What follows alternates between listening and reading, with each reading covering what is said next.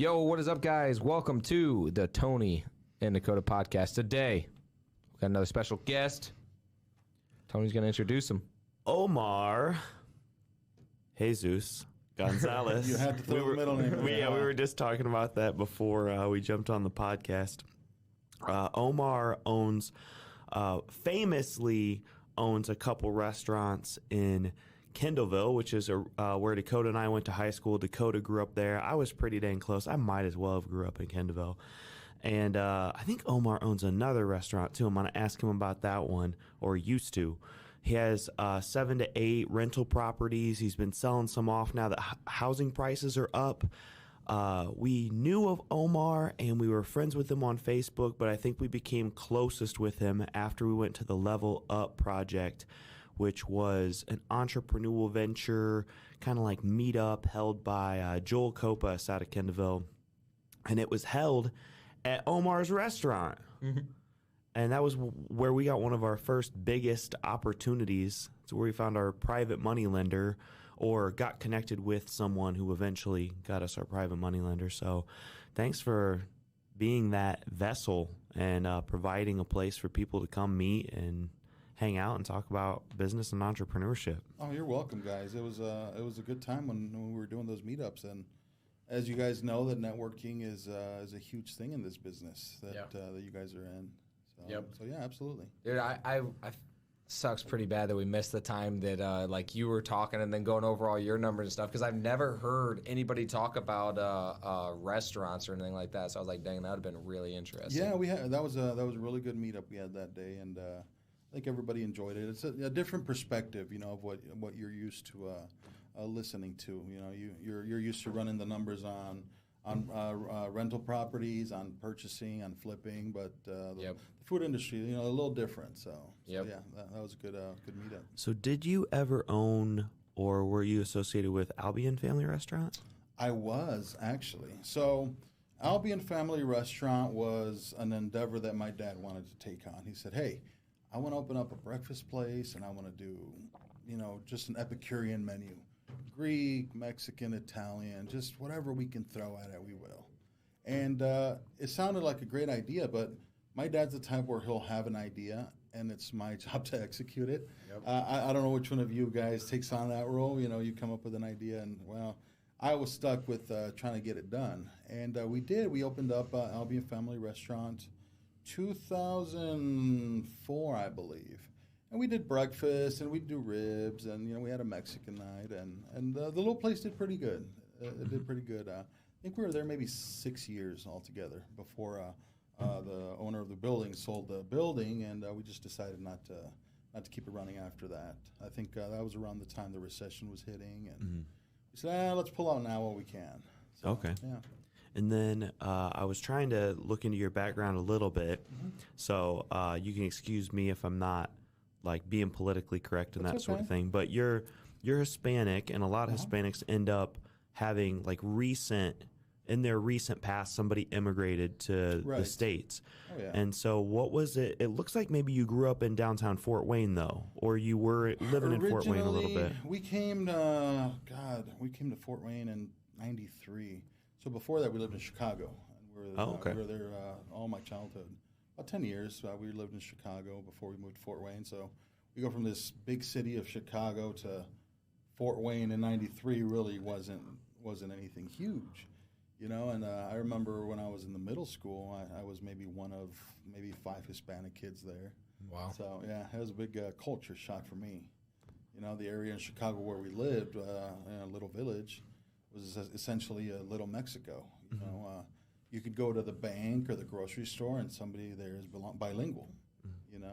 Was it West Chicago? It's kind of central, close to downtown. Okay. But yeah, it was just a little Mexico. You have your different boroughs. So that's kind of where we grew up, and to this day we still go there and check out family or the restaurants that we loved, and just you can't get food like that around here, no matter how hard anybody tries. Except for your place, right? My place is good. We do a good job, but it is a little, Americanized in a way. Something that people will definitely discern is it authentic, is it not? You know, it's not necessarily 100% authentic, but we do it well. You know, chimichangas, fajitas, that kind of stuff.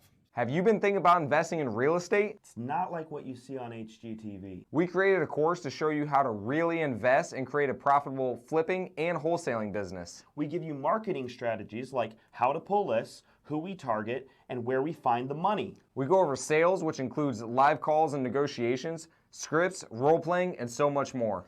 Everything that you need to know to flip houses is in this course. And if there's anything that we missed, we will create a video to answer your specific question.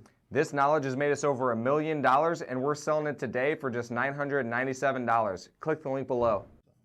So something Dakota and I always talk about that I think is helpful for people is that everybody's just a kid from somewhere. So what was your story like growing up? You know, did you, because I had a lot of benefits. Like as a kid, I grew up like almost like upper middle class. My parents were middle class, but I got a lot of opportunities because my dad was willing to work overtime. And so I raced go-karts, I wrestled, I was in musical theater. I didn't have a whole lot to worry about. Like a lot of things were taken care of for me and that sort of thing. What was it like for you growing up? Well, it wasn't as nice as that. We had a great childhood. Obviously, my parents, the language barrier was there for them, so they didn't, they were factory workers, blue-collar workers, sometimes making minimum wage. At the time, we didn't know that we were poor. We had everything we needed, and we were happy that way. It wasn't until we moved to, Indiana that we started seeing the differences in financial, this family is better off or that family is better off. In the town or in the area in Chicago where we were at, everybody was the same. Everybody was, blue collar. Everybody worked in a factory or in a restaurant. And, there wasn't really that big line where you would say, oh, okay, this is where this neighborhood it's the rich neighborhood or that, it's just everybody was on the same level, you could say, So it was a little bit different when I was growing up, and again, we didn't know any better. So you got through school. Did you decide to go to college? Funny thing about college. So I graduated in 1999. All right, I know, forever ago. It's crazy. I really didn't know what I wanted to do when I graduated. I was really at a point where, do I want to go to college? Do I not? Do I want to work? I really didn't have anybody to push me to or advise me in any other way. I had no idea what I needed to do or where I would register. I didn't know any of that. I had a friend of mine who his name's Brent. He signed up and he went and I think he's the one that talked me into, hey, you should just come with me, sign up and we'll go to college together. I said, all right, why not? So a week before school started, I went to IPFW and I signed up for classes and I was in college. And I think I did 2 or 3 years before I ended up taking a break and then just not going back. Wow. I think at the time my dad was just starting his own restaurant to where I started working with him and then just kind of went that route. So, yeah. Okay. Yeah, I was going to ask you what got you into restaurants. So what did that look like and how did you decide that, like, hey, this is something I can provide for my family with, like this is something that could work? No, it wasn't necessarily that. Truth be told, when I was started to get into the work industry and I think I turned 16 and I said I will never work in food. I don't care what I do, I am not going to work in food. And look at me now.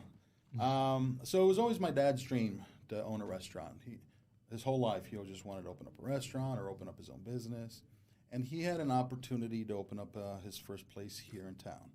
A family member that's in the business said, hey, we'll put up the money, we'll open it up, and you run it, and then we'll get you started that way.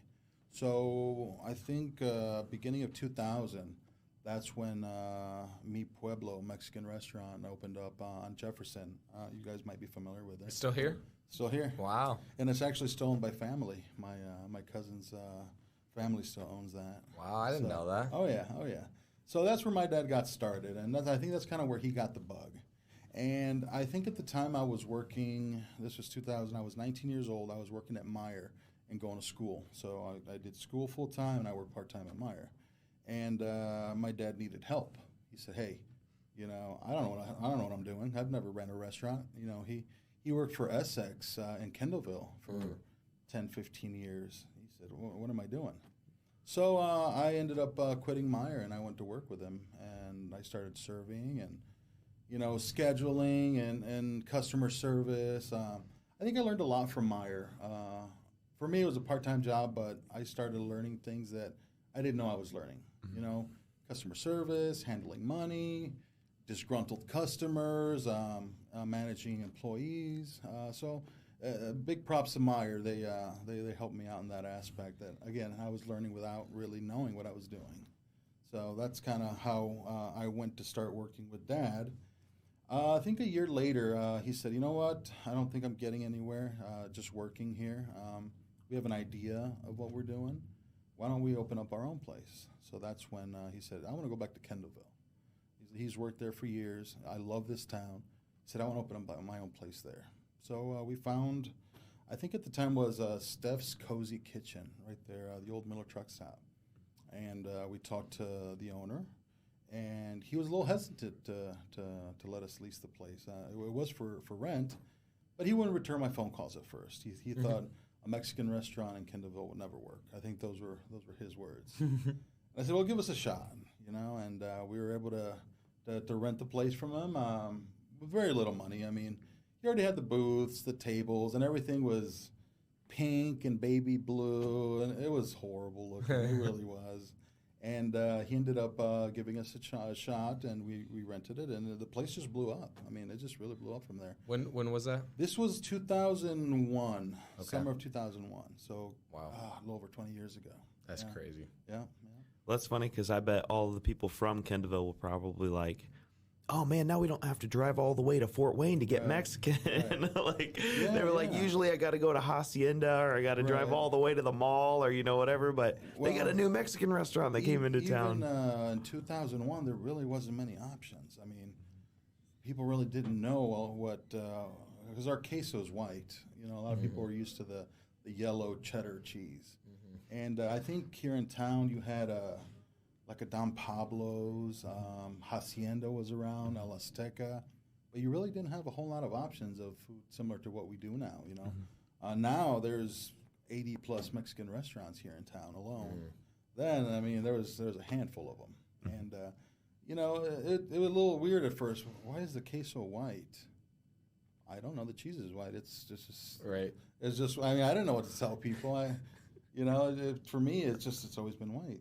Yeah. You know, so it's kind of new for people. I like the white more. Anyway, white's better. Yeah. I enjoy it better too. Yeah. Yeah. So we have some friends in the restaurant business, and then I've always heard, like, you know, we're in a lot of business seminars and stuff like that. They always say that restaurants are one of the hardest industries. So we missed that where you talked about margins and like stuff like that. Could you talk about like your margin in the food, and then absolutely. why is it so difficult in the restaurant business? I agree with that. I think the restaurant business is one of the hardest things you can get to. I've had a lot of friends that say they want to get into it, and I tell you, no, don't do it.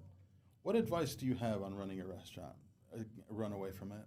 It is very hard. It's you're dealing with staffing, and you're dealing with a lot of stuff that you might not be prepared of. You know, people think they can open up a restaurant and you're there, you leave. No, it's a 24-hour job. It really is. Whether people aren't showing up for work, whether your inventory didn't show up, food costs, you're dealing with health departments and permits, and you're dealing with the ATC for liquor licenses. It is definitely a huge undertaking. I think we've gotten to the point where we can just do it automatically just because we've been doing it for so long. Mm-hmm. But it also helps to have a good team of accountants and attorneys and people that can guide you. I mean, you guys know all about that, that when you don't know what you're doing, you ask questions. You know, for the first 5-10 years, we didn't know what we were doing. I think we just got lucky a lot. You know, we happened to make good food, and people were just coming to get it. You know, so we didn't know anything about food costs or what does it cost to heat up a place. Is the bills would come in and we would pay them, and we were lucky if there was money left over.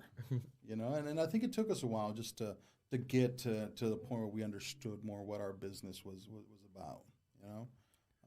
I think a number that they gave, our friends gave us, was the percent that you're profitable. So after all of your labor costs, which are huge Right. portion, food costs, that sort of thing, they were saying that national average is like 8 to 12%, like maybe even lower than that. So Yeah. what does it look like after you pay your rent, after you pay all your expenses? Is it something where you end up do you feel yourself being more conservative and keeping a lot more money in the bank and keeping cash on hand in case of a downturn because it's so cash intensive, and then your profit margin's so slim? It definitely is. In Mexican food, you have a little more leeway. Just there's certain genres of food that really are more profitable. Breakfast.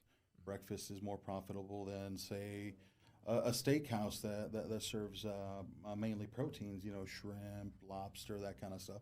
It all costs more. In my place, we get great steaks from Didier Meats. Shout out Didier Meats. They do a great job here in town, and we have excellent steaks. The problem with them is that they're very expensive. So while on my menu a $25 steak sounds like a great sale, I would rather sell that $12 burrito that is more profitable for me at the end of the day. So that's kind of, again, depending on what food you're serving, what food you're selling, your price point. Right now with COVID and pricing, it's been all over the map. A case of eggs 5 years ago would have been $6-7. Now it's $20-30. Chicken is doubled.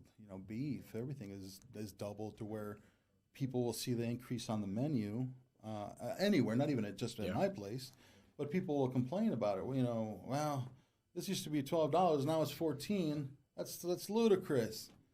Yes, but inflation has an effect on everything. And not just your food. You're also looking at payroll. Before I could pay a cashier $10 an hour just to run a register. Now the cashier says, well, I can go to McDonald's and make $14 an hour running a register there. What do? I have to raise what I pay my cashiers. Otherwise, they're not going to stick around. Yep. Same with bussers. Servers. Everybody, pay is going up everywhere. Yep. Just because it's harder to find good help. And Yep. if you do find that good help, you got to compensate that. Yeah, that's what we always tell people too. They're like, "Oh, your rents keep increasing and stuff," and like, yeah, rent's increasing, but so are our taxes, so is our insurance, so is the interest rates on the loans that we have to get. So it's like it's going up for everybody and everything, and I think everybody kind of A lot should of have people known. don't understand that. They think everything's just going up, that everything should just stay the same, but it can't. Never. Obviously, historically, a little increase in inflation, 2-3%. You don't necessarily notice it, but then when it's up 10% plus, that's when ow. Yeah, it's fast. That's where it hurts. That's where people really notice it. Yeah, I think we're at like 2008 or higher numbers. This might be the highest inflation in history. Yeah. Yeah. Well, I think recent history. I always think about it's still something that I always process through is the 2-3%, and I feel like everybody should at least think about it and then always continue to do that. So every time a lease ends, we try to raise it by a little bit because that's life. It needs to raise by a little bit every time, but people for some reason, as long as it's gradual, it's okay. But then as soon as you shock them, just like we just got shocked. Yeah, we're raising it under inflation too. Yeah. And it's just like, man, if we don't raise it, we're really going to be screwed. Right. Well, it's like the frog in the water. You've heard that story before, haven't you? Boiling. Yeah, put a frog in water, turn the heat up, it'll sit there and die to death. Mm-hmm. But if you boil the water first and you throw the frog in there, it's going to jump out because it feels the instant sting of the boiling water. Yep. So, yeah, absolutely. Yeah. Nice. So what did it look like early on in your restaurant career? Were there any early struggles, and what was a big lesson, like your favorite failure? Okay. Well, early on, I'll talk after we opened up in Kendallville after 2001. My main role was, help translate a few things, help a little bit in the office. But I was mainly a server. My dad and my uncle actually went in together in that restaurant. So I mainly served. And for the first few years as a server, I mean, I was 22 years old, making $1,000 plus a week in tips. I was just having fun, Maybe I wish I would have spent my money a little bit differently now, but 22 years old, didn't really have a background in anything, financially or I didn't know anything. My parents, immigrants, barely had a sixth grade education. So I really I didn't have anybody to guide me the right way. So everything that I've learned to this point, it's because I wanted to learn, or I was interested in learning, or I sought out people that knew what they were doing, and asked questions. How you guys doing this? What do you do here? What's a good way to get rich? And then be financially free. So a lot of that I wasn't aware of. Otherwise, I would have done things a lot differently. Mm-hmm. So. God, first 2 or 3 years serving, that's pretty much all I did, learning the customers. I feel like when you're a server in your own business, you get to actually touch more customers that way. You get to interact more with them. You know what's going on. The beef is salty today, or there isn't enough seasoning in the salsa, Whereas now, we're busier, we're going through more customers, but I get to touch the customers less because I'm not at the register, or I'm not serving the customer. So I'll have to wait to hear about it in an email or a complaint phone call or whatnot. My food was cold. If I was at the register, I would have found out sooner. I would have been able to do something right for the customer, or, mediated the situation. So you do get that one-on-one with your customers, Mm-hmm. So absolutely. So you have some rental properties now. Yeah. I think real estate for me and my brother has kind of been like a hobby, something to do. We've been in the restaurant for 20 plus years, so it does get a little mundane sometimes. Same things, doing things over and over. You can only fill a salsa bowl so many times before you go nuts, right? Yep. So how did we get started? Okay, so about 2015, I bought my first, you could say, property. It was just a shell of a house. It was $10,000. And I looked at Amanda, my wife, and I said, "This is going to be our next home." She cried. She cried, guys. Literally? Literally, she said, "What do you mean?" Oh, my gosh. The house was empty. It smelled horrible of sewage. I mean, the house was built in 1910. I said, "Yeah, we can fix this up." I had a little vision for it. And without knowing, because I didn't know much about real estate, I ended up doing the BRRRR method on this house. Yep. And it just kind of happened. Wow. So we bought the house in 2015. I think, like I said, it was about 10 or 11 grand. And, we started painting, and we redid the floors, and eventually the roof, the windows, all the electrical, the HVAC. Pretty much we redid the whole house. So that's kind of how I got started, by accident. And she loved the house. And then to this day, we actually ended up keeping it as a rental. Wow. And then I think we ended up selling it in December. Finally got rid of that house for a good profit. That's awesome. I think we were in it for 90 altogether, and I think it sold for 160. Wow. So it was pretty good. Did pretty good on that one. That's awesome. Did you have any friends or mentors or anybody that helped you in real estate? Yes, actually. You mentioned Joel Kopas earlier. Mm-hmm. Super good dude. He knows his stuff. Super bright. He's doing good things. I met him, I think, we went to one of his meetings he had in Ligonier. I think we were meeting at a church at the time. Wow. And me and my friend Keith Ballard and Bob Abel, I think you know those guys. Oh, yeah. We ended up going to the meeting, and it was really interesting to me. I had never done anything like that, meeting up with local business owners or people that were like-minded, and it was really interesting to me. And I think they were looking for a new place to have the meetings, and I offered up my place. I said, you know what, I've got a bar or, a reception hall. We can just do it there.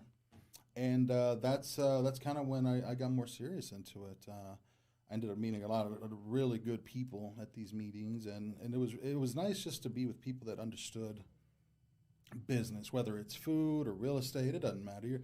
You're talking numbers, you're talking customers, you're talking profitability, losses. You know, you're talking with people that understand what you mean when you had a shit day, or when you had a great experience with a deal.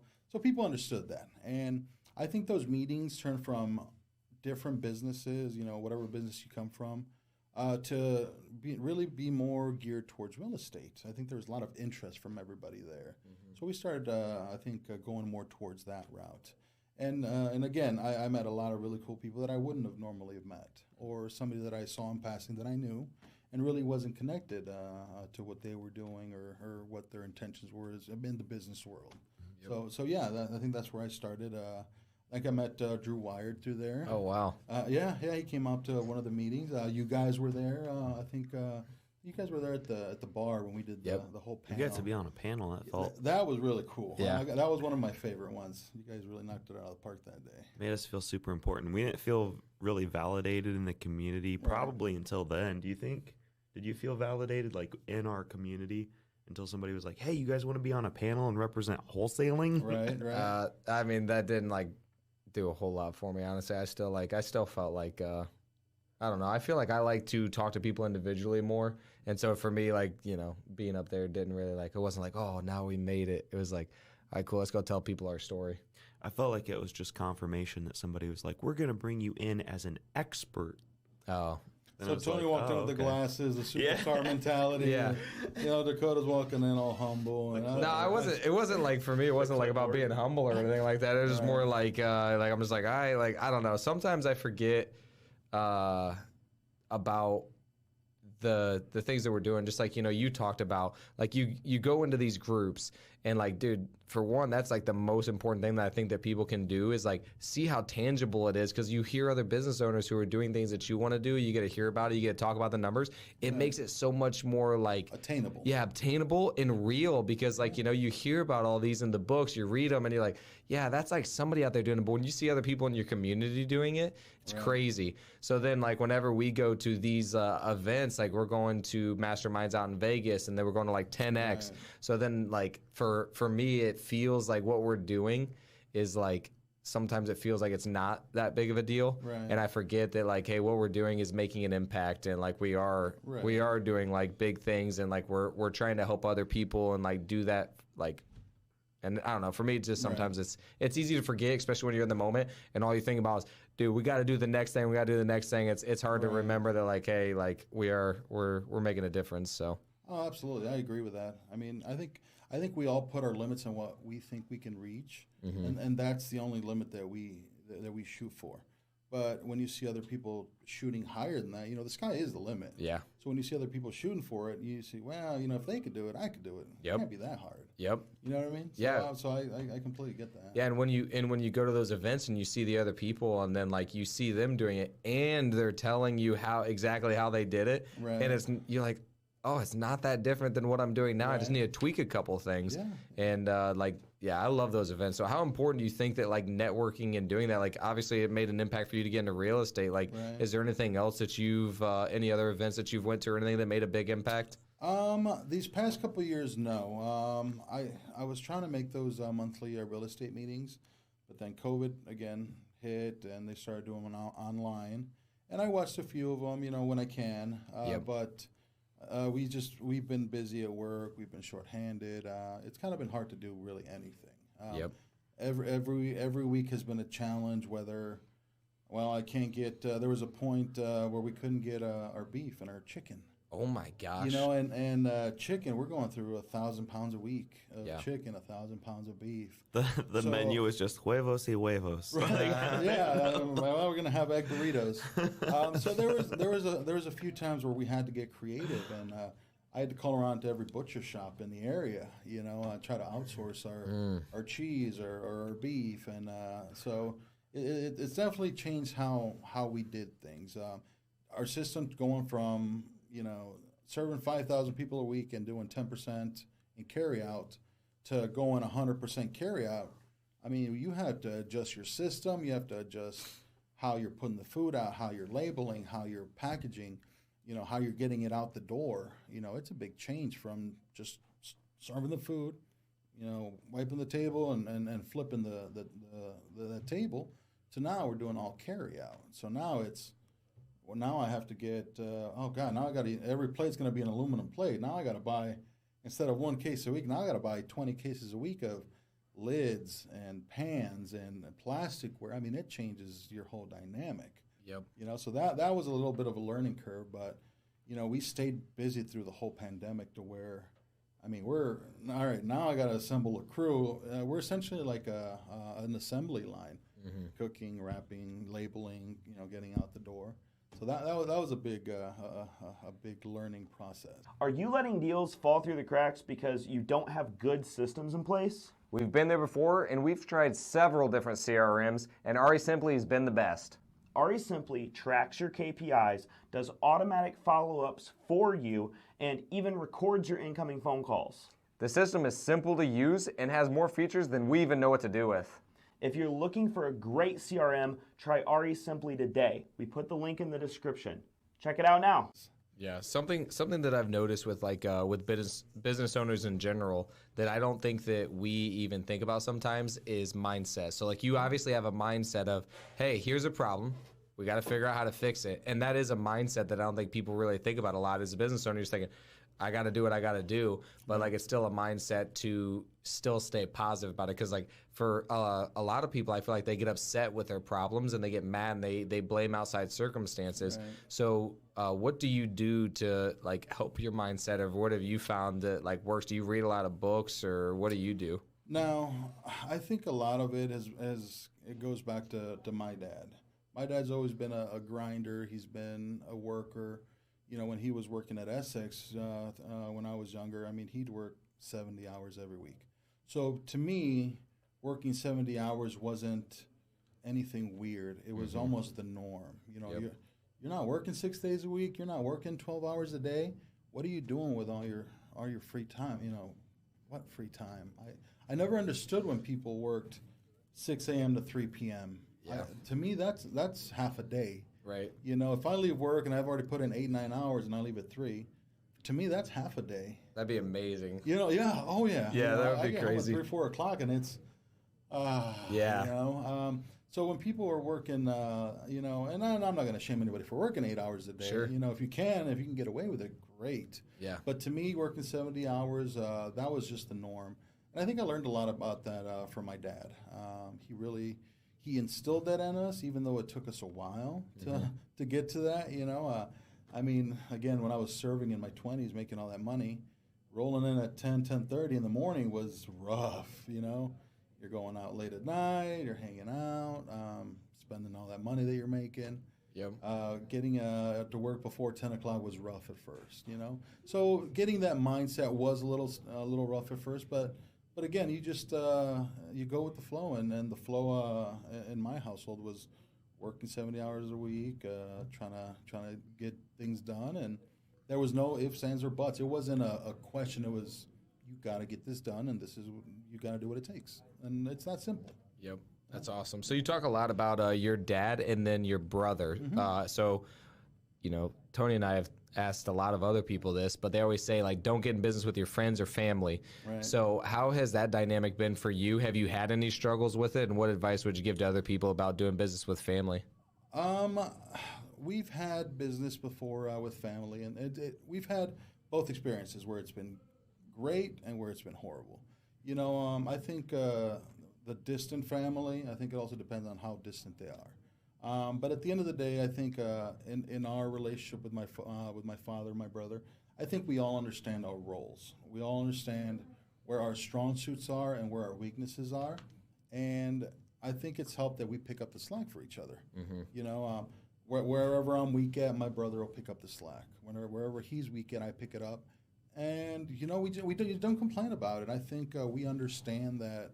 We're going to need help in one area or the other. And as long as the business is running, as long as we're all making money, as long as, things are going great, there's really no reason to complain about it. Yep. We'll have our days where, God, he forgot to place the beer order, or I forgot to process payroll today, or, but there really isn't any oh, you didn't do it. No, it's just, all right, well, let's get it done and move forward, because arguing about it's not going to help anything. Yep. Did you guys have that set up beforehand and like kind of set the expectations up front? Hey, this is what I'm going to do. This is what you're going to do. This is what I'm good at. This is what you're good at. Or did you guys learn that? No, we've kind of fallen into it. With me being older, I'm 6 years older than my brother. I'll be 41 this year, and he's 36. I'm exactly 6 years older than him to the day. So we have the same birthday. That's crazy. Yeah, and so people think we're twins just because we, both big guys, glasses, whatnot. But so we have the same birthday. So being older, I kind of assumed that role before, he was old enough to really get into it. So in my 20s, he's still a teenager going to high school, hanging out.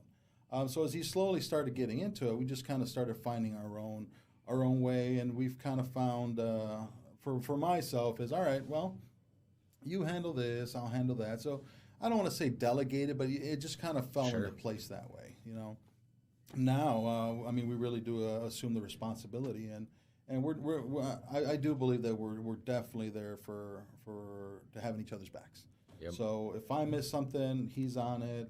If he misses something, I try to cover it. There's no, well, this is my day off, I don't have to go into work. Well, you know what? If they need help, I'm there. Yeah.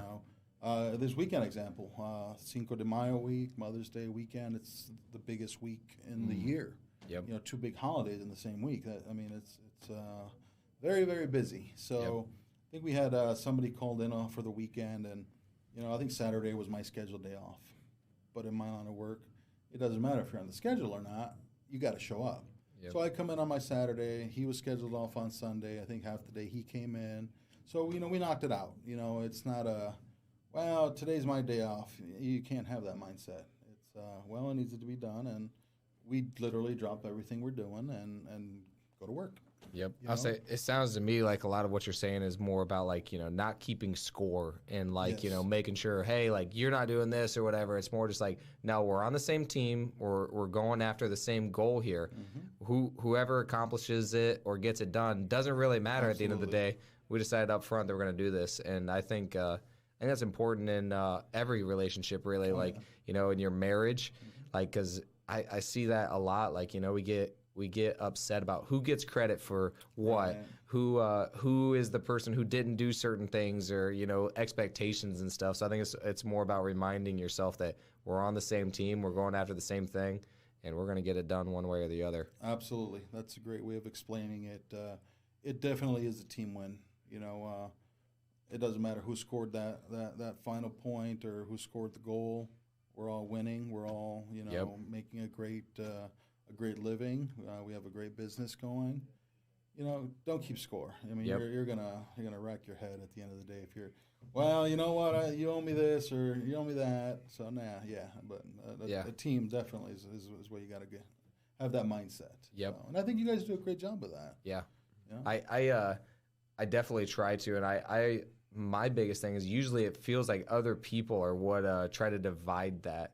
It seems like a lot of times it's like other people are like, well, how much is this person or what are they doing? I'm like, I don't know. I have no idea, and like I don't keep track or anything like that, and like everybody's got different time frames, but I feel like people try to divide more than even like what your partnerships do or anything like that. And it's the same thing in your marriage or anything. Like, you tell your friend something and then they're like, oh, well, you need to do this, you need to do that, and you need to do that. And you're like, you're not even thinking about all that. And then they project it onto your life, and then now you're thinking, oh, man, maybe I should do this. And next thing you know, then you go and say that thing, and you're like, oh, man, what am I doing? I wasn't even feeling that. I'm just putting that all on us. So it is interesting who we get advice from, and how people, I do feel like, try to divide more than what I think all of us really try to do. So I think it comes down with, I don't want to say jealousy of some people, but there's a lot of that in the world. Sure. And I think it's a lot of how you handle it, because there are people that are going to be there for you and really want your best interests at heart, and there's going to be people that don't really have that. Yep. And it's almost like that movie Inception. They'll plant these little seeds, yep. and you really have to step back and say, wait a minute, that's not my feelings, that's not my thoughts. Yep. I got to get away from that. Exactly. And like I said, you just really have to have trust in that person or people on your team. Yep. And just jump in with both feet every time. Yep. And remember the bigger purpose. Absolutely. Yep. So you're a father. You have 4 kiddos. I do. My wife has 3, and I have 1, so we're a blended family. Yeah, so 4 kids at home really keeps us busy. Do they all speak Spanish? No, my daughter, she's about the only one. Nice. She goes to my parents' house a lot, so that's kind of where she's picked it up. And the other ones, they're not around the Spanish as much. Okay. They'll pick up a couple words here and there, but mainly we'll speak English at home. And with my daughter, if I want to tell her something, and I don't want people to understand, and I'll tell her in Spanish. That's So awesome. it's kind of like our own little code, My wife will say, "What did you tell her? What'd you say?" Don't worry about it. That's It's awesome. between me and Isabel. That's awesome. So yeah, So what's your advice to fathers? man, I really got to say that being a parent in this day and age is probably one of the hardest jobs. I know growing up, I wasn't the best kid, so I'm glad a lot of that wasn't on record. I did a lot of dumb stuff, but nowadays it's very difficult to be a parent. Father, mother, either or. It's definitely hard with the technology that's out there. Every 10-year-old has access to Google. If I had Google when I was 10, I know what I would be Googling every day. So you just kind of have to understand that kids are going to be curious. They're gonna, if they have the tools to satisfy that need for information, no matter what that may be, they're going to find it. Google, what does this mean? Google, Yep. What does this look like? Growing up, if we asked the questions, they could either say, "Oh, don't worry about it," or Right. they'd explain it to you in a softer way than maybe they should have. But now, the kids will get information so raw that you really can't hide anything from them. So I think it's just be honest with your kids and try to have that open line of communication. I know it can be hard sometimes, do as I say and not as I do. Mm-hmm. But it really is just patience and honesty. That's the biggest thing. Have an honest conversation with your kids. Yeah. Do you think that like brutal truth is bad for kids, or do you think that it might actually be beneficial? I think it depends on the age. Mm-hmm. If you got a 4-year-old asking you something, obviously you're going to try to baby it. Right. But I think, one experience that I had, especially with our youngest, we caught them doing stuff that they shouldn't be doing in school, So I think it kind of opened my eyes to where, wow, these kids, they're not little kids anymore. They're seeing things and hearing things that other kids are talking about, whether it's vaping or sex or, they're hearing this stuff, Yeah. So I think it kind of opened my eyes to, well, my kids aren't babies anymore, The youngest one, again, she'll be 12 today. We have one's going to be 15 and the oldest 19. Wow. So it's all right. Now I can say certain things that before I couldn't, or listen to certain music that before I couldn't, because these kids are listening. I'll hear them listening to all kinds of stuff that I'm thinking, wait, what do they think?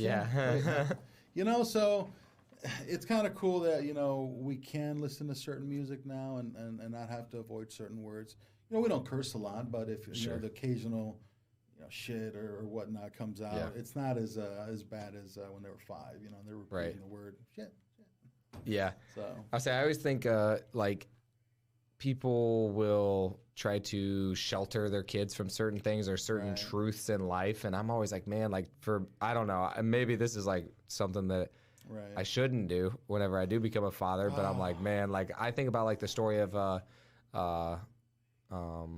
King David and Goliath, and like they always don't tell him that he cut his head off, and like that's just never told because it's like it's supposed to be a children's story. I'm Right, like, man, right. like no, like there's some things that happened, and like there's a lot of brutal stuff in the Old Testament that I still think like is important to go through, and as long as like you can explain to them what happened, I still don't think it's bad to tell people or kids the brutal truth, because I think I truly believe that kids understand more than what we lead them off to believe. I agree with that.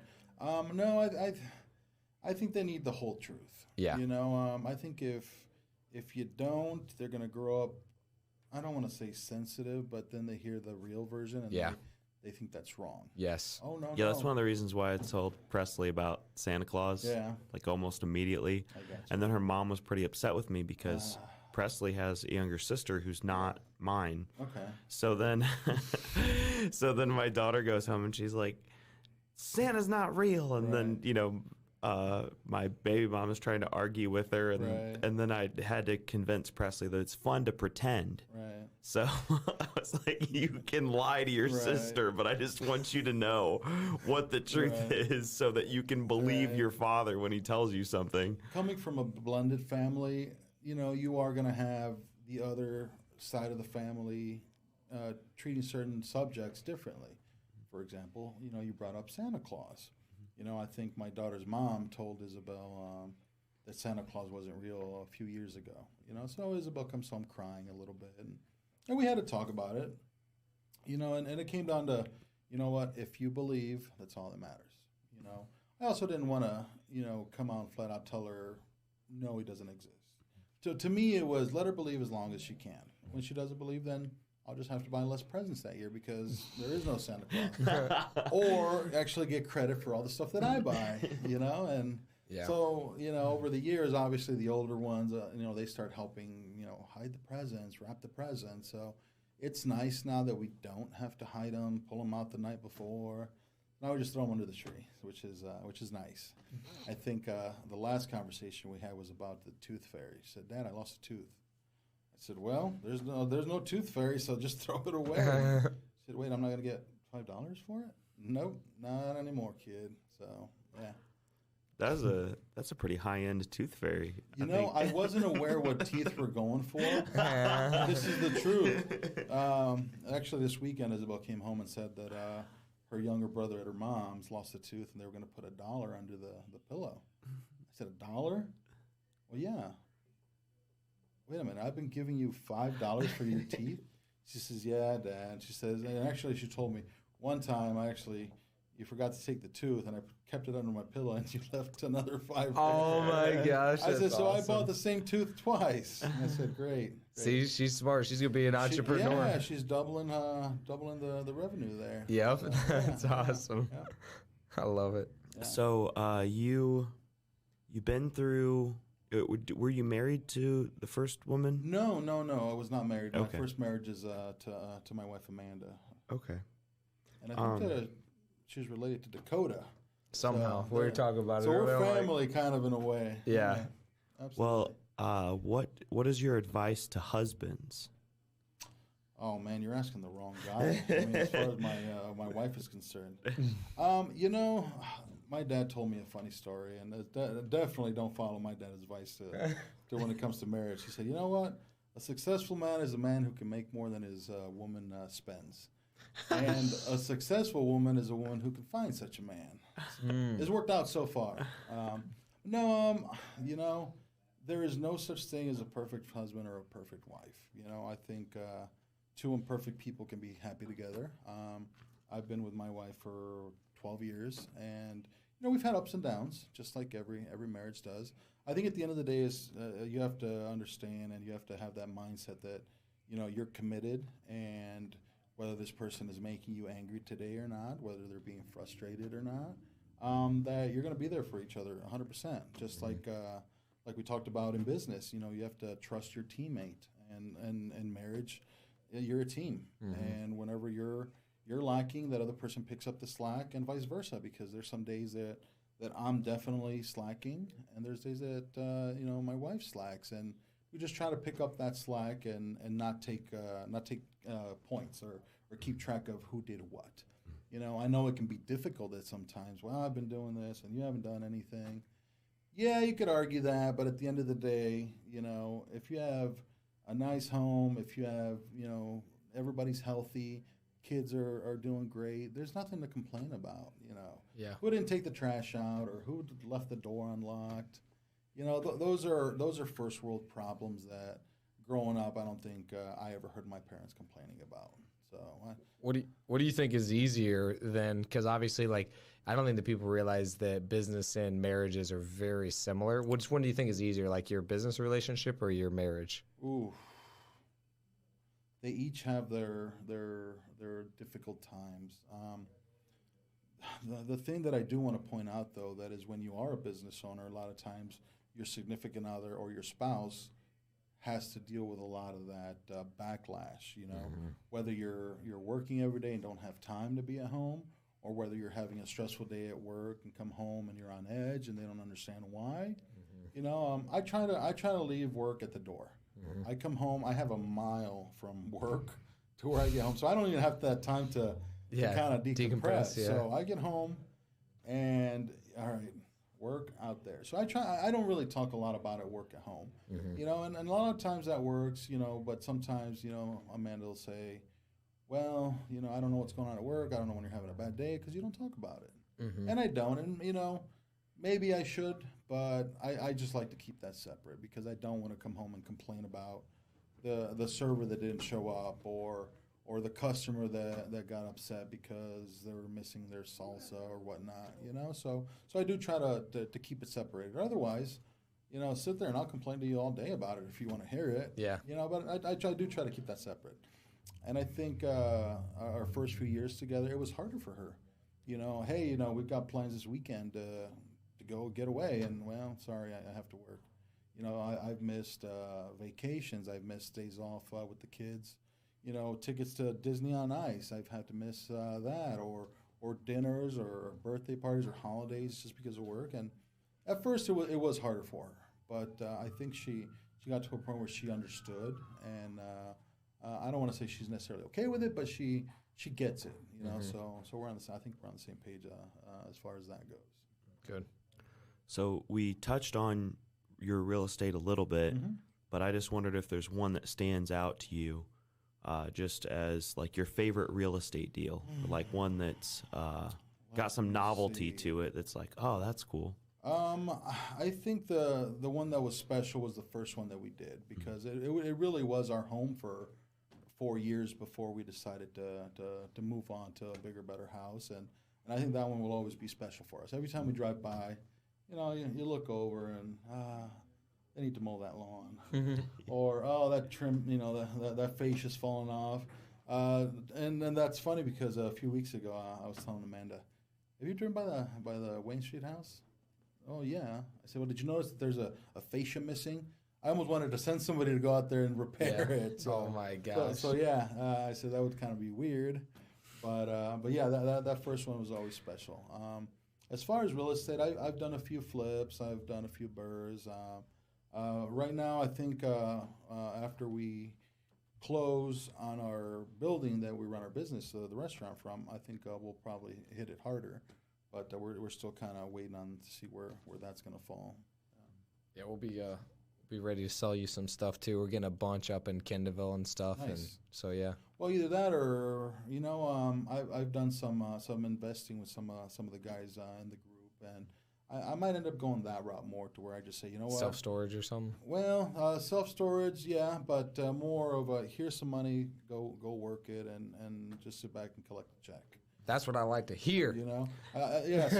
So I'm gonna go more that route. Try to see what our options are as far as the restaurant business goes. Yeah, but we will be here for you. Awesome. We'll be here. We'll be ready. We'll be given the highest return. We'll have the most equity. I like it. We're going to make sure you're well protected. I'm definitely in on that. I remember when we went to that first lunch, was it like 5 years ago? Yep. And we discussed. Oh, yeah. Yeah, we went to Granite City, had lunch. I forgot about that. With you guys and I think Keith. Yeah, Keith. Yeah, Keith was there. And, I mean, you guys had great stuff. And I think the only thing that was holding us back, especially me, was just trying to save that nest egg to buy our building. Yep. Yeah. Dude, I forgot about that. I think that helped impact Keith in a major way too, because Tony really talked to him about, hey, what are you making like dollar per hour? Like obviously you got their salary and stuff, but have you ever evaluated like how much time you're worth and how much more you can do that? And I think that made a shift in his mind and really helped him out. Absolutely. So that was amazing. Yeah. He was trying to figure out, it was a Water Street house in Kendallville that he was trying to figure out what to do with it exactly. And so then we just kind of broke it down for him because it was interesting. It was like a meeting it was more of a meeting to figure out what the heck you guys wanted to do. You and Keith wanted to do. Who met there? I think it was you guys, Keith. I think it was just me. Was Joe Sells there? Nope. No. Okay. I think it was just us four. Okay. I remember meeting up there, and he was kind of showing us what we were going to do there. Yep. Okay. Oh, You mean at the house? Yes, right at the yes. house. Joe Sells was at the house. It was freezing. Oh, yes. There was no heat. He had drywall everywhere. Yep. Okay. Yeah, I think Joe Sells was at that house. Yep. Okay. Yeah, that was a while ago. Yeah. Yeah, Keith is doing a great job. He's really knocking it out of the park. Shout out Northeast Indiana Roofing. If you need a roof, give him a call. Yep. But yeah, again, you guys have influenced a lot of people, I think. So kudos to you guys. Thanks. And if you guys want to lend some money, let us know. We're here. We give good rates. We're not allowed to disclose them because other people get mad at us. But so haters are gonna hate, right? Yeah, well, the SEC. The SEC is gonna come down on you. They're haters too. Yeah, they're the haters. Haters with a little more power. That's right. So, what is there anything that we can help you with? What's your biggest struggle right now? I think the biggest struggle that I have is we were discussing that deal earlier with we're in the middle of purchasing our building. And we ran into a few hiccups along the way. Some made by the seller, others by environmental things that have kind of came up. Right now, we just completed the phase 2 of the environmental testing, and it came back to where there's more testing that has to be done. So right now, we're still waiting to see where the seller's going to go with it. They're requiring more testing. They're going to want to bore inside the building to see if the contaminants are flowing towards the building or away from the building. At that point, they're going to decide if there needs to be a limitation on what type of businesses are going to be ran through there if we even decide to follow through on the purchase of the building. And it might come back to where we can't run a business there, to where we might have to look at other options. So right now, I think depending on what comes back with those testings, we need to decide, all right, are we staying? Are we going to maybe look for land and build brand new, which would be a great option? So it just depends on where all that falls. So that, and if you have any other properties you're selling in Kendallville area, Commercial. Yeah, I think we eventually want to get in commercial. If it's single family homes, multifamily, whatever We got a single family home for sale right now if you want one. Maybe we're at Town Street. It's real close to a church.